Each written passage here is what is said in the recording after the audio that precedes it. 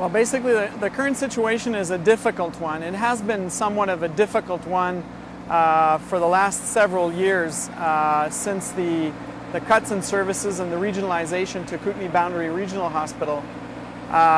This emergency department is a very busy emergency department. It serves roughly 30,000 of the population, same as Kootenay Boundary Regional Hospital. And it has currently very few services.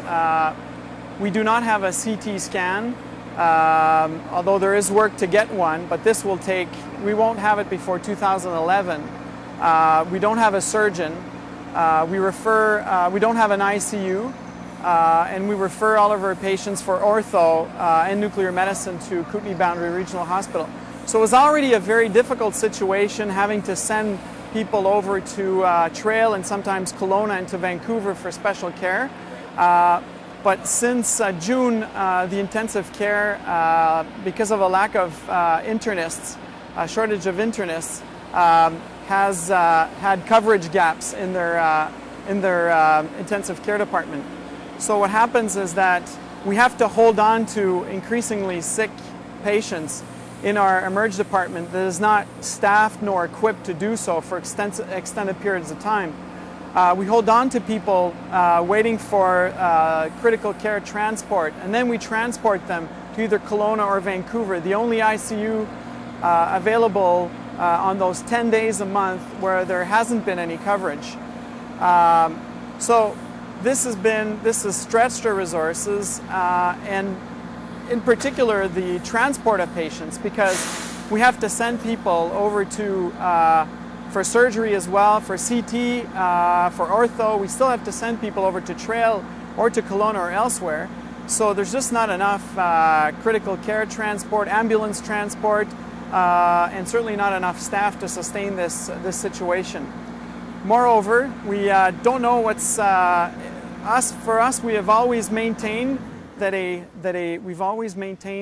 hospital, basically this size, emergency department this size, serving this large of a population, should have a surgeon available locally to come in to intervene and help us out. Now, even if the surgeon is not on call 24/7, we know he lives locally and is available to help us out when there's a critical situation. Currently, the situation is that without the ICU, we can no longer send potentially complicated surgical patients to Trail as well.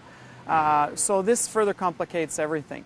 Plus, as people know, in this beautiful area with the mountains, the weather will get a bit nasty on the mountain passes in the next few weeks. And of course, with the low cloud coverage, this makes this place one of the most difficult places to land an emergency plane to send these people out rapidly. So we're going to face another problem getting these people out. So the situation will just escalate. People will die. People will have complications. I can guarantee it. This is substandard care. We need to be providing critical care rapidly, at least for the region. If the ICU reopens in Trail, that'll take off a lot of pressure. It will still not save the problem of the fact we don't have a CT scan available immediately and that we do not have a surgeon immediately. But that would help a lot, for sure.